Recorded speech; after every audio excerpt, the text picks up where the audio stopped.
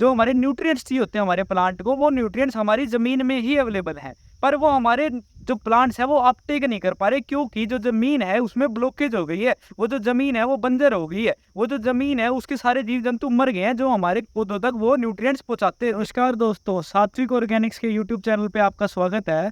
आज हम एक बहुत ही इंपॉर्टेंट टॉपिक के बारे में बात करेंगे कि जो हम वर्मी कंपोस्ट अपने खेतों में यूज़ करते हैं, उसको यूज़ करते हुए हम अपने जो केमिकल पे डिपेंडेंसी है, जो हमारा केमिकल फर्टिलाइज़र का यूज़ है, उसको कम कैसे कर सकते हैं।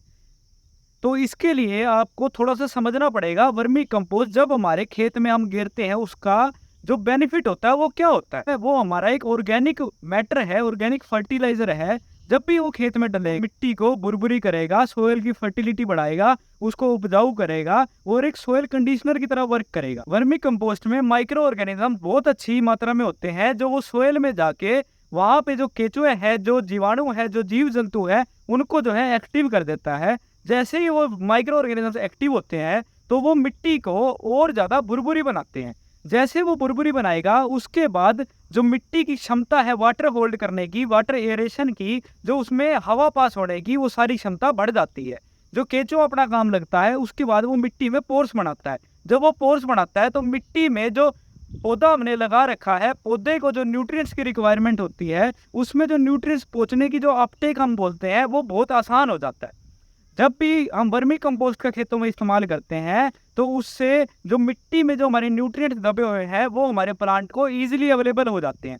जब भी प्लांट्स को ईज़िली अवेलेबल होंगे हमारे न्यूट्रिएंट्स, तब वो जो प्लांट है उसकी ग्रोथ अच्छी होगी। जब उसकी ग्रोथ अच्छी होगी, तो उसका जो इम्यूनिटी है प्लांट की, वो अच्छी होगी। जैसे ही प्लांट की इम्यूनिटी अच्छी होती है, तो उसमें जो बीमारियां हैं, जो कीट है, वो कम लगते हैं। और जब बीमारियां कम लगेगी, तो हमारे को पेस्टिसाइड्स का, ऑर्गेनिक मैटर की वजह से पेस्टिसाइड्स का, केमिकल फर्टिलाइजर का यूज़ जो है कम करना पड़ेगा। और जब हम वर्मी कंपोस्ट डालेंगे, तो जो मिट्टी की ताकत है, मिट्टी भुरभुरी होगी, उसकी जो ताकत है वो बढ़ेगी। इसलिए हमारा यूरिया डीएपी का यूज़ भी जो है टाइम के साथ कम होगा। हमारा जो केमिकल फर्टिलाइजर है, वो हमारे प्लांट को वन टाइम एकदम से जो हमारे प्लांट को बूस्ट करने के लिए एक ही तत्व, जैसे नाइट्रोजन है, फास्फोरस है, वो बड़ी मात्रा में दे देता है। जैसे फॉर एग्जांपल यूरिया में हमारा 46% नाइट्रोजन होता है, तो वो जो हम यूरिया डालते हैं, वो नाइट्रोजन हमारे प्लांट को, उसको पत्तियों को ग्रो करने के लिए वो एकदम से मिल जाता है। पर इसका लॉन्ग टर्म में जो रिजल्ट है खेतों में, वो बहुत ही बुरा होता है।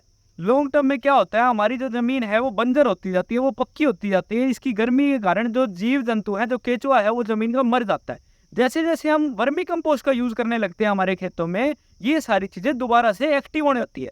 आपको एक चीज का पता नहीं होगा, जो हमारे न्यूट्रिएंट्स चाहिए होते हैं हमारे प्लांट को, वो न्यूट्रिएंट्स हमारी जमीन में ही अवेलेबल हैं, पर वो हमारे जो प्लांट्स है वो अपटेक नहीं कर पा रहे, क्योंकि जो जमीन है उसमें ब्लॉकेज हो गई है। वो जो जमीन है वो बंजर हो गई है। वो जो जमीन है उसके सारे जीव जंतु मर गए हैं, जो हमारे पौधों तक वो न्यूट्रिएंट्स पहुंचाते थे। तो जब जब हम वर्मी कंपोस्ट डालना शुरू करेंगे, तो वो सब कुछ एक्टिव होगा और हमारे प्लांट्स को जो है इजीली अवेलेबल होंगे न्यूट्रिएंट, जिससे उनकी मजबूती बढ़ेगी। जैसे ही वो इम्यून होंगे, उससे उनके जो पेस्ट है, जो कीट है, वो कम लगे। जैसे वो कीट कम लगेंगे, तो हमारे को केमिकल फर्टिलाइजर का यूज कम करना पड़ेगा। आपको ये वीडियो अच्छा लगा हो तो शेयर करें इसको अपने किसान भाइयों के साथ, अपने घर वालों के साथ, जिनको ये नॉलेज की जरूरत है। और हमारे चैनल को सब्सक्राइब करें, लाइक करें। बहुत बहुत धन्यवाद।